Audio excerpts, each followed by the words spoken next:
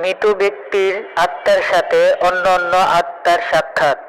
হাদিস, হযরত আবু হুরায়রা রাদিয়াল্লাহু তাআলা আনহু বর্ণনা করেন, হুজুর সাল্লাল্লাহু আলাইহি সাল্লাম ইরশাদ করেন, ফেরেশতারা মুমিনদের রূহ নিয়ে অন্য অন্য মুমিনদের রূহের নিকট দিয়ে গমন করলে সে সকল রূহ খুব খুশি হয়। দুনিয়ার জীবনে দূরের আত্মীয় স্বজন আসলে যেমন আনন্দ হয়, মুমিনদের রূহ সেরূপ আনন্দ লাভ করে, এমনকি তার চেয়ে বেশি আনন্দিত হয়। তারা জিজ্ঞাসা করেন, অমুকের অবস্থা কি, অমুক কেমন আছে।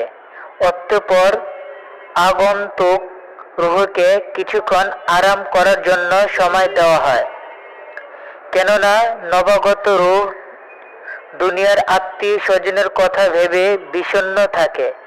পরে একে একে সবার জিজ্ঞাসার জবাব দেয়।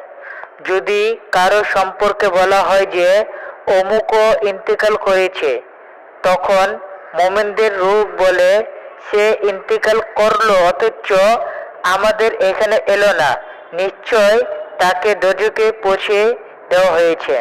নাসাই ও আহ